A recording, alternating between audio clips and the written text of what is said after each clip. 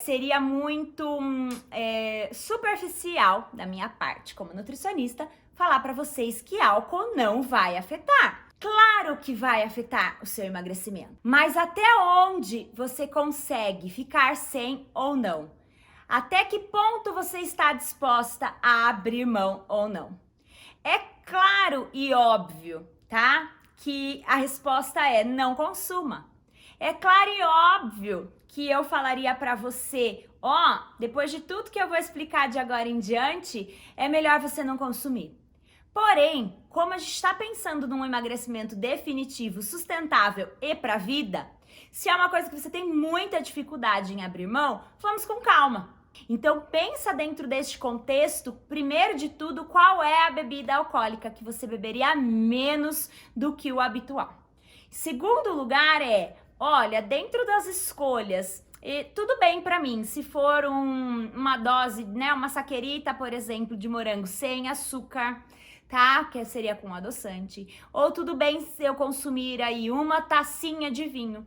Tudo bem eu consumir uma cerveja. Tudo bem eu consumir uma gin tônica zero. Então aí você pode escolher dentro da sua preferência. O que a gente também sempre comenta como nutricionista? Esteja atento a beber muita água junto do consumo de bebida alcoólica, tá? As bebidas alcoólicas levam à desidratação. Então, com isso, é importante que você esteja atento ao consumo de água neste meio aí. Com o consumo de álcool, no geral, a gente também tem algumas questões hormonais envolvidas que eu gosto de explicar para vocês. Uma delas é que a gente tem ativado aí um sistema maior de recompensa quando a gente consome álcool. E com isso, a gente não tem muito discernimento em escolher os alimentos de forma mais saudável. Então, a gente acaba comendo os petiscos, os beliscos mais gordurosos. E é comum também a gente comer maiores quantidades, porque quando a gente tem um consumo de álcool, a gente perde um pouco a noção, tá? Do que e quanto nós estamos consumindo. Importante também com que a gente fique atento que o consumo de álcool, na verdade, ele é inflamatório, tá? Então, toda vez que a gente consome o álcool, a gente vai ter uma inflamação hepática e uma inflamação a nível, neurológico. Ele é neurotóxico.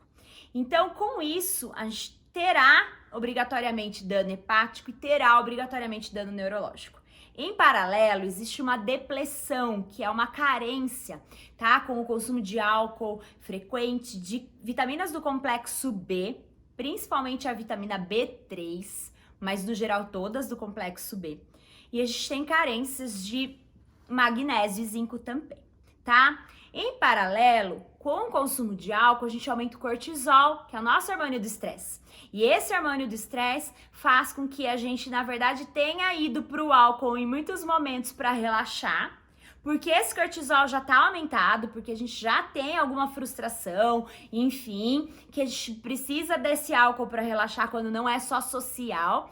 E aí, com isso, esse cortisol que já está aumentado, aparentemente ele diminui naquele momento, porém, a gente tem um rebote e um aumento de um cortisol, tá? Logo depois do consumo da bebida alcoólica.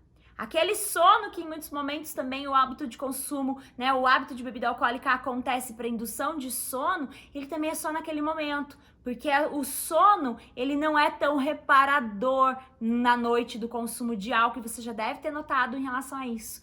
E quando a gente tem uma noite de sono ruim, a gente tem menores níveis de testosterona, menos serotonina, mais cortisol, que são todos esses hormônios que eu estou explicando para vocês, automaticamente a gente vai ter menos saciedade.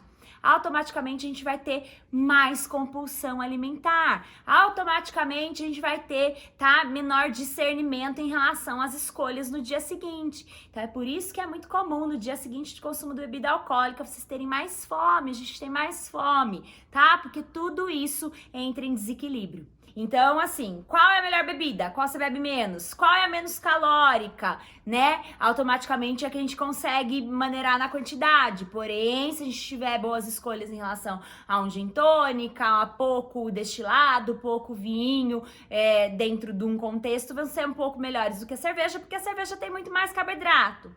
Ah, mas Nutri, independente da caloria, tem todo esse contexto hormonal relacionado que vai impactar no quadro de emagrecimento? Sim, não só no quadro de emagrecimento então, funcionamento corporal, saúde e qualidade de vida geral, mesmo que em pequenas doses. Essas pequenas doses, eu falo que tudo bem, desde que elas também não sejam frequentes. Tem gente que tem essa questão do não pode um vinho todo dia, mas é só um pouquinho, são pequenas doses. Não, não pode vinho todo dia.